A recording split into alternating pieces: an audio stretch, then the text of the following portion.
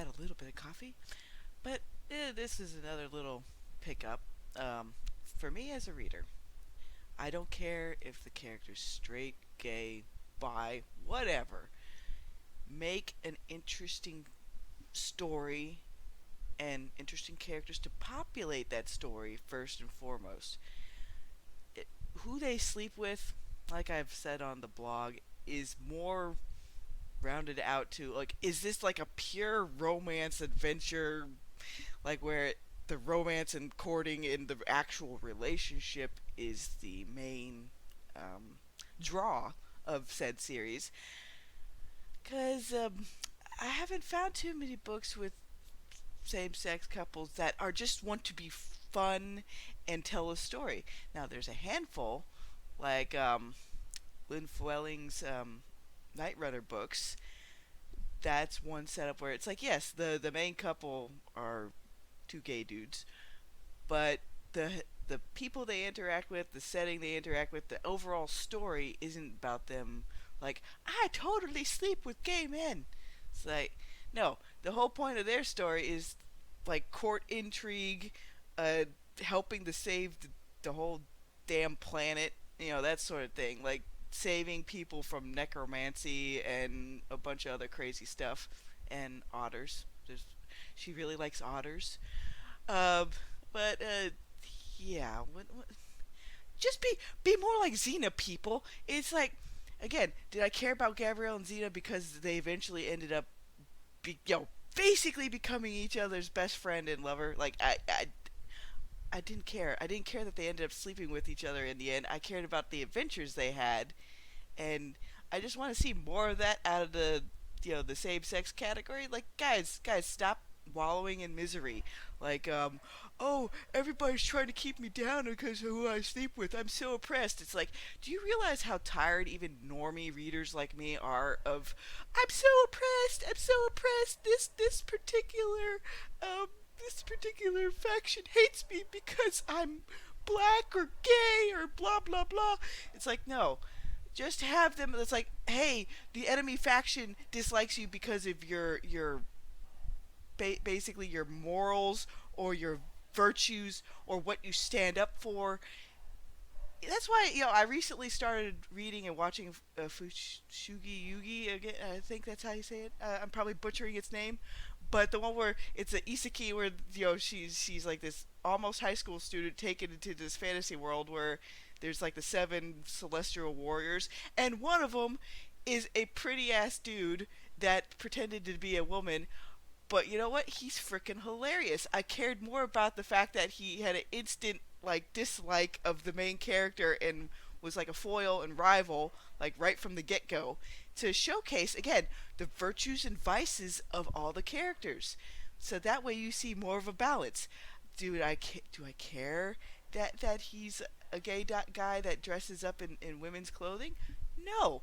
I cared more about the fact that you see him go from a judgmental, like, I don't want this person here kind of prick to, well, you know what? I might not like my whole family, but, she's all right.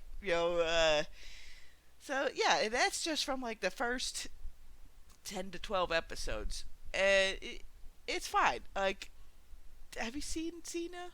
Like, seriously, that shit's campy. But it has its serious moments and light moments and of all sorts of other moments. And yes, it was freaking hilarious when Autolycus was helping them out while Xena's spear was inhabiting his body. It's like, that's the sort of thing that most shows and everything don't do anymore, because they're too afraid of, like, oh no, we're gonna upset the wokies, or we're gonna upset everybody that's so concerned about political correctness. It's like, you don't get a good story from political correctness. All you get is a long, slow, boring ride to a boring planet, which really, it's like, it's pretty much like that one Goodreads poster put it, a bunch of sci-fi stories put together but without any punch.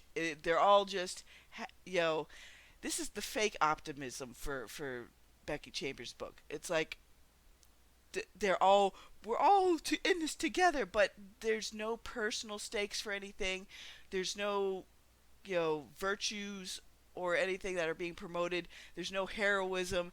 It's just friends in space, basically, with a bunch of boring, sleep inducing characters. Because again, when I tried to read this thing at work, uh, I could get barely 20 pages in 30 minutes. Normally, I can get about 100 pages in. If I'm like really engrossed in something, like I'm like, woo!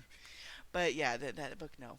But as far as protagonists that have alternate lifestyles, I'll put a few links below just so people can see some more fun books involving same sex couples that have action, adventure, comedy, campiness, you know, stuff I enjoy. Eh, it's just, again, books. The simplest thing you could do for it is don't wear your politics on your sleeve. And I'm basically saying this to both sides. It's like there's some people that go so far in the opposite direction of the wokey books that it's like, are you making a parody of yourself? At the core, if you're gonna have any kind of politics in your book, have it serve the story rather than having the story serve the politics. And also, just like with some military sci-fi, have more than one person be the good guy on the opposing team. Like, have a mixture of people. Have good people on both sides. Have indifferent people on both sides. Have assholes on both sides. You know, it, but I guess it also depends on the genre. It's like sometimes some people are so caught up in like, oh, what's making all the money nowadays? Wait, why is this book popular? Uh, it's popular to just a handful of publishing houses in New York who have all a homogenized way of thinking of this is literature that we shall promote. It's like, no, get beyond that. Most stuff, when it hits the ground running, do you know if it's going to be like Stephen King level or not, in terms of popularity? No. Nobody knows that when they first start putting words to paper. Again, even though people lambast J.K. Rowling for things out, she went from writing the damn thing or I should say, damn thing. I'm trying to not. Well, I don't even care about being, monetized, whatever. But she wrote it on bits and pieces of paper and napkins before she was able to sell it off to a publisher. There's not so many extreme rags to riches stories with books nowadays because, again, the dead tree publishers are running out of money to fund mid-listers. They only pretty much like break out newbies, that somehow score a miracle 100,000% touchdown, or they'll go with established people like Sanderson and the like that they know will sell oodles and oodles, or even I would say people that can cross genres and are known for multiple genres without much issue, maybe like Jim Butcher types. But traditional publishing doesn't really launch them as much as they used to anymore. That's why you're seeing an overabundance of indies, like just floodgate everywhere. And that also has its own trials and tribulations, because again, I'm a reader that's trying to figure out this stuff, like what works, what doesn't work, what kind of blurbs work, what catches my eye. Because if you're writing, this is another little piece of advice I can give you. Write for yourself. What kind of habits do you have? What things draw you in? And maybe apply that to how you promote your book, if you are going to promote a book. Because first and foremost, you are your target audience. Even if that target audience is just yourself right now, that's fine. Again, like, everybody starts from somewhere. When I launched Uplift Protocol on my blog, did I think I'd have as many readers as I did? No. I thought I'd be like, I would have been ecstatic if I just had even 5. Because it's like, hey, that's more than just me. I'm like, I'm happy I'm making other people happy. So, there it is. And yeah, again, with your protags and everything else, don't make them a neon sign of attributes to fit some sort of progressive box, or don't even make them a neon sign of conservative values or things to fit a box. Write for yourself and see where it goes from there. Because in this environment, no matter what side of the political divide you're on, a lot of normal readers just want to escape the 24-hour news cycle, the endless bickering.